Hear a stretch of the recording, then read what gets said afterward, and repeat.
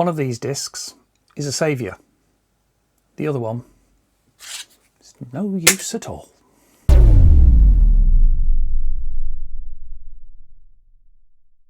When the Atari ST was launched, it had its own operating system.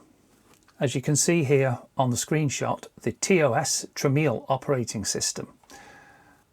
And that allowed people using Ataris to format discs that would work on the Atari. However, it wasn't very long before people soon realised that a disc formatted on the Atari and a disc formatted on your workaday PC were very similar. In fact, the only difference was that there was a couple of bytes difference in the header.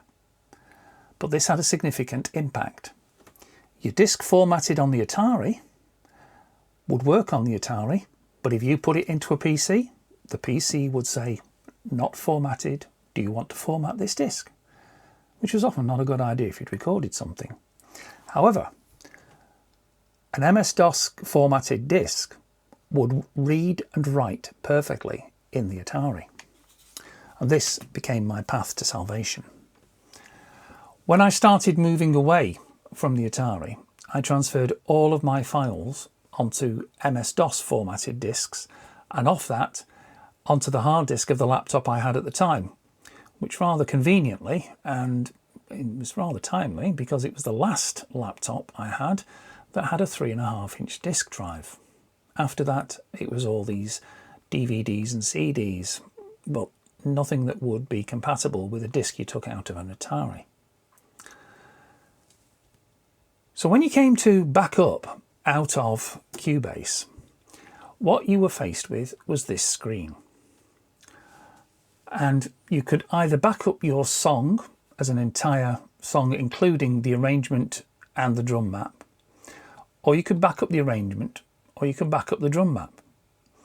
It was deprecated by then that you could back up a Pro 24 song. A lot of the stuff that we were working on would initially get saved just as an arrangement. And in fact, some of the band material which didn't require backing vocals never made it beyond that stage. But if you wanted to save a song once you'd started recording using the Fostex and you were using the sync to tape function that I talked about in the last video, then you had to save it as a song. So I backed up all my songs.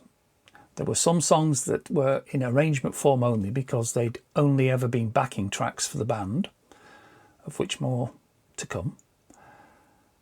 But I also had the presence of mind to back them up as a MIDI file. And that was a really good idea, although I didn't know it at the time. So here we are in Cubase. This is Cubase 11 Pro, but the same is true back to Cubase for Elements. We go File, Open, and when we get to the file types, we can't see song or arrangement. The SNG and the ARR files aren't there. No problem, we'll just go and import them. Only there's no option to import. You cannot import a Cubase 3.0 file from the Atari into Cubase as it now stands. There's no option to do it. The only common format is that MIDI file. So we'll open up the MIDI file and see what we get. No, we don't want to create a new project. You could create a new project and it might pick up the tempo of the original MIDI file, but I wouldn't hold your breath. So we'll go here for 196, gimme. Good old 8.3 file formatting. And up it comes, and it brings up not only the MIDI tracks from the original file, but also the additional tracks that were the 7 audio tracks from the R8. For some reason, the MIDI file, when it saved out empty tracks with the names of the recorded files. Very helpful if you're trying to recreate something and you can't quite remember how many tracks you had. Although, of course, if we'd bounced anything, as I suspect we would have done with the backing vocals, you only end up with what you ended up with. it doesn't bring with it the history of how you bounced to get to that place. Our tempo is 120 beats per minute, but no, it isn't. So let's have a look in SX at what the original tempo was. So here we are in Cubase SX. So you can, in Cubase SX, import a Cubase song, a Cubase arrangement, Cubase part. So you would think it would be easy just to import the original song into Cubase SX and then save it as a CPR file, because you can actually open Cubase projects and Nuendo projects in SX. The problem with that comes that not all of the songs and arrangements work. So let's import that Cubase song that we were looking at before.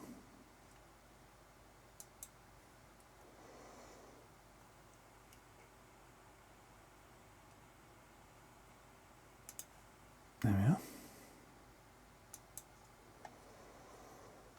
We'll give it a folder.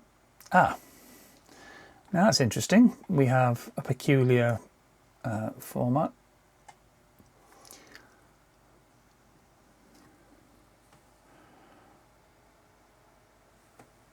Yeah, we'll assign it to the current.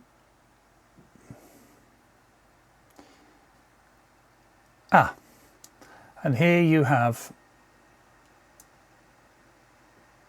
no MIDI. The track's numbered, nothing. No sign of the arrangement at all. But we do have the tempo, 150 beats per minute. It does work sometimes. As you saw in the last video, if I open instead the song of Hideaway,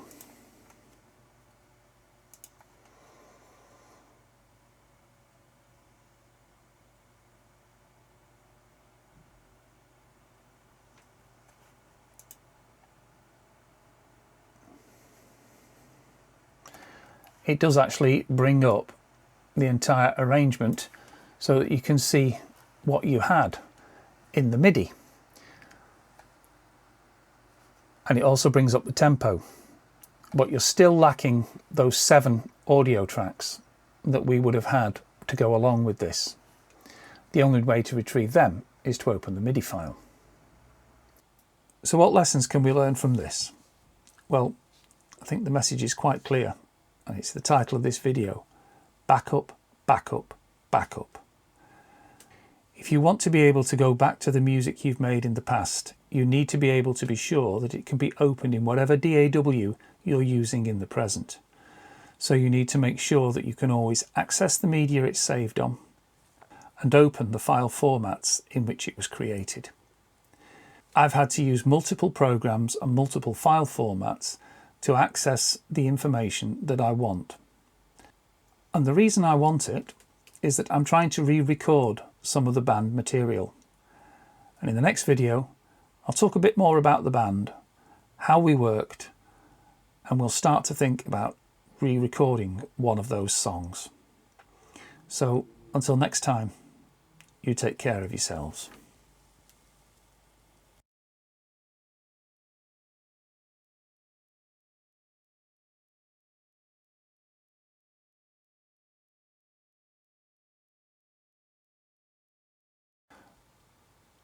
So what have we really learnt from all this? You shouldn't have pizza before your video, that's what you've learned.